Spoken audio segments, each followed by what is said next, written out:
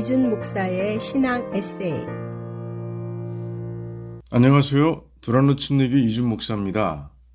이스라엘이 가나안 족속들과 전쟁할 때 유일하게 항복한 사람들은 기브온 사람들 뿐이었습니다. 성경은 이들의 이야기를 1000년 후까지도 기록하고 있습니다. 기록된 이야기를 종합하면 그 속에서 구원의 그림을 발견하게 됩니다. 먼저 기브온의 황복 사건은 구원이 하나님께서 은혜로 주시는 믿음의 선물이라는 걸 분명히 보여줍니다. 가나안 땅에 사는 사람들은 다 이스라엘과 그들의 하나님 여호와에 대한 소식을 들었습니다. 엄청난 물줄기의 요단강이 멈춰선 것, 여리고성과 아이성이 무너진 것, 이 소식을 똑같이 들은 겁니다. 그런데 반응이 달랐습니다. 가나안의 모든 족속들은 힘을 합쳐서 이스라엘과 싸우면 이길 것이라고 믿었고, 기브온 사람들은 하나님께 항복하는 것만이 살 길이라고 믿은 겁니다. 이 차이를 설명할 수 있는 유일한 방법은 하나님의 은혜입니다. 기브온 사람들에게 하나님의 은혜가 임한 겁니다. 가나안 땅을 이스라엘에게 주신다는 하나님의 약속을 믿는 마음을 선물로 주셔서 구원해 주신 겁니다. 바울이 복음을 전할 때도 항상 두 종류의 사람들이 생겼습니다. 복음을 믿고 구원받은 사람들과 믿지 않는 사람들, 모두가 똑같은 조건에서 같은 복음을 들었는데 왜 이런 일이 일어나는 걸까요? 하나님의 은혜가 아니면 설명할 길이 없습니다. 우리도 창조주 하나님께서 직접 주신 은혜의 선물을 받은 사람들입니다. 이 특별한 은혜를 한순간도 잊지 말아야 합니다. 또한 기브온을 통해 하나님께서 구원받은 자들을 얼마나 사랑하시는지를 보여주십니다. 하나님께서는 은혜로 구원해 주신 기브온 사람들을 이스라엘과 똑같이 사랑해 주셨습니다. 사무엘 하 21장을 보면 다윗이 3년 동안의 기근으로 어려움을 겪는 장면이 나옵니다. 다윗이 하나님께 기근의 이유를 물었을 때 사울이 기브온 사람들을 죽였기 때문이라고 말씀하십니다. 사울은 기브온을 이방 사람이라고 보았지만 하나님께서는 당신이 택한 백성으로 보신 겁니다.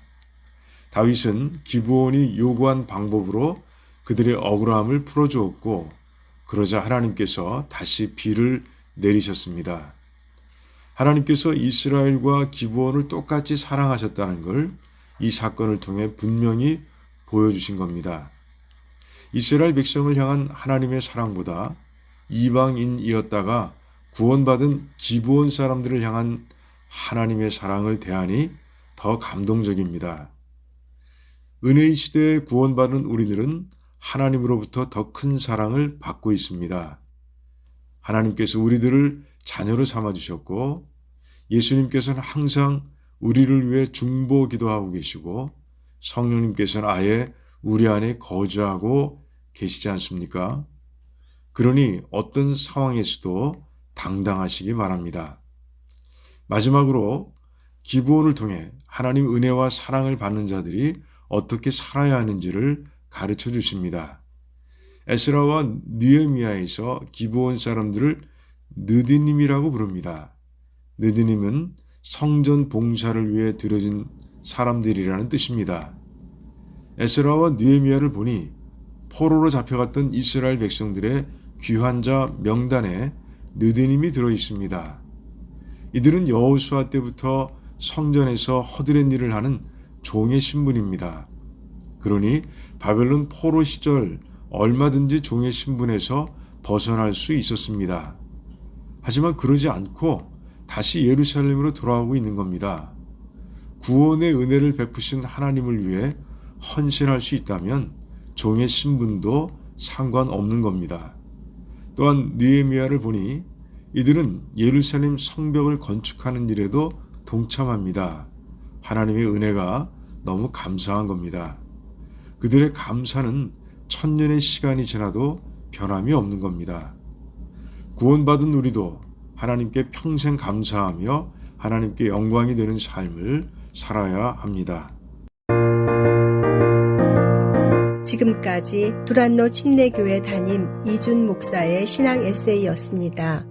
두란노 침례교회는 431 사우스 알링턴 하이츠 로드에 위치해 있으며 주일 예배와 영어 주일학교 예배가 주일 오후 12시 30분, 금요 예배가 금요일 저녁 8시, 새벽 예배가 매일 오전 5시 50분에 있습니다. 신앙 상담이나 교회에 관한 자세한 사항은 전화 847-858-4464, 847-858-4464번으로 문의해 주시기 바랍니다.